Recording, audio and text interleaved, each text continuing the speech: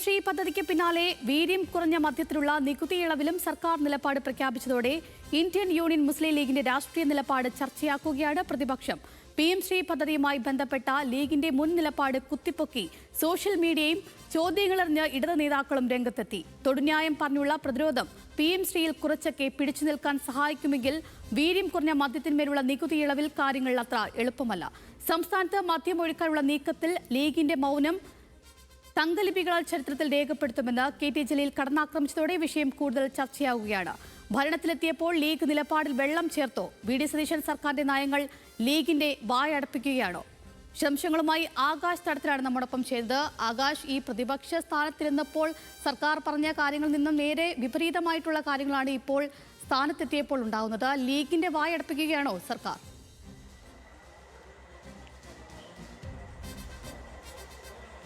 അഞ്ജലി സൂചിപ്പിച്ചതുപോലെ പ്രതിപക്ഷത്ത് നിൽക്കുമ്പോൾ ഒരു നിലപാട് മാറി ഭരണപക്ഷത്തേക്ക് വരുമ്പോൾ മറ്റൊരു നിലപാട് എന്നൊരു ചോദ്യമാണ് ഇപ്പോൾ പ്രവർത്തകർക്കിടയിൽ തന്നെ ഉണ്ടാകുന്നത്. അതിൽ പ്രധാനമായും UDFന്റെ ഘടകകക്ഷികളായ ലീഗിനാണ് വലിയ സമ്മർദ്ദമുണ്ടാക്കുന്നത്. ലീഗാണ് കൂടുതൽ സമ്മർദ്ദത്തിലേക്ക് പോകുന്നത്. പ്രധാനമായും ശ്രീ വിവാദവുമായി ബന്ധപ്പെട്ട് ശ്രീ കഴിഞ്ഞ LDF സർക്കാർ ഒപ്പിട്ടതുമായി ബന്ധപ്പെട്ട് അന്ന് തന്നെ വലിയ രീതിയിൽ സർക്കാരിനെതിരെ വിമർശിച്ചിരുന്ന ലീഗാണ് നിലവിൽ ശ്രീ പദ്ധതിയുമായി UDF മുന്നോട്ട് പോകുമ്പോൾ എന്തു ചെയ്യണമെന്നും അറിയാതെ വ്യസനിച്ചിരിക്കുന്നത് എന്ന് മനസ്സിലാക്കാൻ. ഇതുമായി ബന്ധപ്പെട്ട് ശ്രീ കരാറിൽ അന്ന് ഒപ്പിടുമ്പോൾ തന്നെ സർക്കാരിനെതിരെ രൂക്ഷ വിമർശനവുമായി വന്ന KN ഷാജി കൂടാതെ PMA സലാം ഉൾപ്പെടെയുള്ള നേതാക്കൾ എന്താണ് ഈ കാര്യത്തിൽ പ്രതികരിക്കുന്നത്? നിലവിൽ സർക്കാർ UDF സർക്കാർ ഈ ശ്രീ പദ്ധതിയുമായി മുന്നോട്ട് പോകുമ്പോൾ അത് ലീഗ് പ്രവർത്തകർക്കിടയിൽ അല്ലെങ്കിൽ മുസ്ലിം ലീഗ് പ്രവർത്തകർക്കിടയിൽ തന്നെ വലിയൊരു ചർച്ചയാകുന്നുണ്ട്.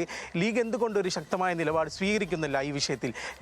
ലീഗ് കൃത്യമായി മുൻ സർക്കാരിനോട് ഈ കാര്യം പറഞ്ഞിരുന്നു. ഈ ശ്രീ പദ്ധതിയുമായി മുന്നോട്ട് പോവുകയാണെങ്കിൽ കാവ്യവൽക്കരണം, ഈ വിദ്യാഭ്യാസത്തിൽ കാവ്യവൽക്കരണം ഉണ്ടാകും എന്നുൾപ്പെടെയുള്ള കാര്യങ്ങൾ ഉൾപ്പെടെ ഈ ലീഗ് നേതൃത്വം കഴിഞ്ഞ സർക്കാരിനെ വലിയ രീതിയിൽ വിമർശിച്ചുകൊണ്ടിരുന്നൊരു കാര്യമാണ് ഇപ്പോൾ UDF സർക്കാർ അധികാരത്തിൽ വന്നപ്പോൾ നടപ്പാക്കുന്നത് എന്നുള്ളതാണ് പ്രധാനപ്പെട്ട കാര്യം. തിരഞ്ഞെടുപ്പ് സമയത്തായാൽ പോലും ശ്രീ ഈ കരാറുമായി ബന്ധപ്പെട്ടുകൊണ്ടുള്ള ഈ പദ്ധതി നടപ്പാക്കില്ല എന്നുൾപ്പെടെ പറഞ്ഞാണ് ഇവർ UDF സർക്കാർ അധികാരത്തിലെത്തിയത്. അതിൽ തന്നെയാണ് ഇപ്പോൾ ഘടകകക്ഷികളായ ലീഗിലും എന്ത് ചെയ്യണമെന്നറിയാത്ത പ്രതിസന്ധി നേരിടുന്നതെന്ന് വേണം. അതിനിടയിലാണ് ഈ വീര്യം കുറഞ്ഞ മദ്യത്തിന് നികുതി ഇളവ് പ്രഖ്യാപിച്ചുകൊണ്ടുള്ള കഴിഞ്ഞ ബജറ്റ് കൂടി വന്നത്. അതോടുകൂടി കൂടുതൽ പ്രതിസന്ധിയിലേക്ക് നീങ്ങുന്നു ലീഗ് കൂടി എന്നുകൂടി മനസ്സിലാക്കണം. ഈ കഴിഞ്ഞ മദ്യനയത്തിൽ ഉൾപ്പെടെ LDF സർക്കാരിൻ്റെ മദ്യനയം കൂടാതെ ബാർ സമയം വർധനവ് ഉൾപ്പെടെയുള്ള കാര്യങ്ങളിൽ വലിയ രീതിയിൽ വിമർശനം ഉന്നയിച്ചവരാണ് ഈ ലീഗ് സംഘടന. ആ ലീഗ് സംഘടനയാണ് ഇപ്പോൾ വീര്യം കുറഞ്ഞ മദ്യം ലീഗിനോട് ചേർന്നുള്ള UDF ഈ വീര്യം കുറഞ്ഞ മദ്യം നടപ്പാക്കുമ്പോൾ ഇത് പ്രവർത്തകർക്കിടയിൽ വലിയ രീതിയിൽ പ്രതിസന്ധി ഉണ്ടാകും. പ്രവർത്തകർ തന്നെ വലിയ രീതിയിൽ പ്രതിഷേധവുമായി രംഗത്ത് വരുമോ എന്നുൾപ്പെടെ ഉള്ള കാര്യങ്ങളുമായി സംശയനിലയിൽ നിൽക്കുന്നത്. ഇതിൽ പ്രധാനമായും എടുത്തു പറയേണ്ട കാര്യം ഇന്ന് കെ.ടി. ജലീൽ ഫേസ്ബുക്കിൽ കുറിച്ച വരികളാണ്.